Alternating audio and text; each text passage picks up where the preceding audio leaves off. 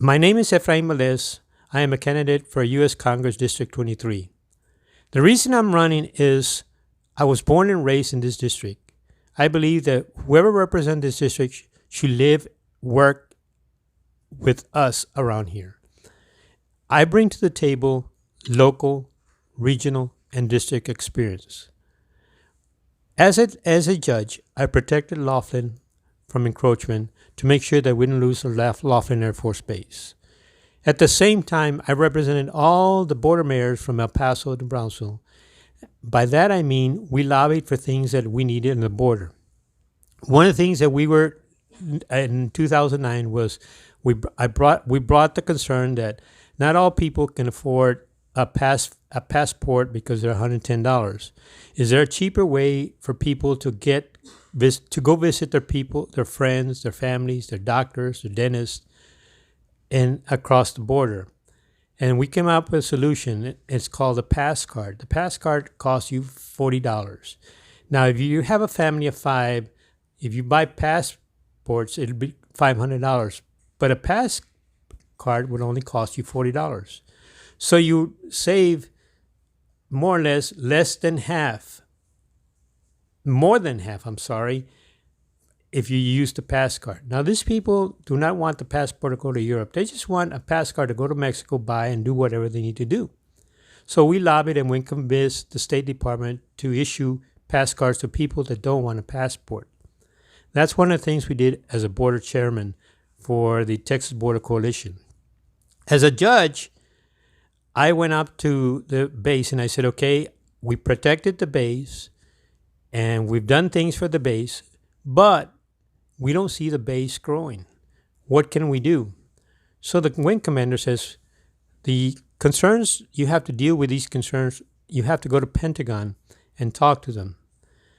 In July of 2018, the mayor and I and a delegation from Del Rio went to the Pentagon and visited and said, okay, what do we need to do as a community to make sure that we increase the base? We have more pilots. They gave us 3 things to do. One is to move the entrance from the north side to the west side. The second is to build awnings for the planes on the runway.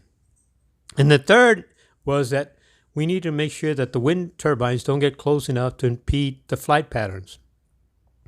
Now, knowing all this, we came back and I said, okay, now where do we find the money to do all this? So we approached the state of Texas, and they have a program called the Texas Military Preparedness, which helps communities with military bases to increase their responsibility towards their military base. So they loaned us a grant, a 5% match, which means they put 95% of the cost, we put 5% of the cost. And we assured $8.2 million to put the awnings, to move the west gate, and at the same time we lobbied and we passed a bill that no wind turbines could come less than 25 miles from the runway so they would not impede on the flight patterns of the base. With that, we went back to the Pentagon and says, okay, we've done what you told us to do. And so the Pentagon now, starting in January of 2021, they will send 100 new pilots to be trained in Laughlin. Now, that's a good thing because with the 100 pilots comes the support staff and things that we need. But at the same time, we also make sure that we have enough things going on here, not only for the base, but we criticize the Border Patrol for caging families or separating them, the children. But you know what? We do not give them the facilities to hold them. We need to have money to hold these people while they're being processed for seeking asylum. And that's another problem. It takes 2 to 2.5 years to listen to asylum cases. Why? Because we don't have money for prosecution. There's a lot of things that we need, and that's just some of them.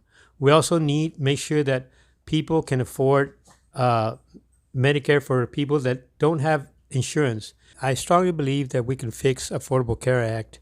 I know it's not a cure for all, but it needs to be tweaked because I understand some people say, well, the prescriptions are too expensive, and I agree with that. If you have your insurance, you would keep it, but at the same time, if you don't have one, we need to buy into the Affordable Care Act. And I understand some people say, well, the prescriptions are too expensive, and I agree totally with that. But at the same time, some people can't even see a doctor because they don't have insurance to write the prescription. So we need to take a step first. First, make sure that everybody has insurance that they can afford, that their deductibles are not too high. Make sure that the prescriptions are low. These are things that we need to do. Also, I can tell you one thing. If I'm elected and if you vote for me, one thing that I do know is that you will have 100% dedication to my job. Thank you. Please vote for me, Etrain Valdez, U.S. Congress, District 23.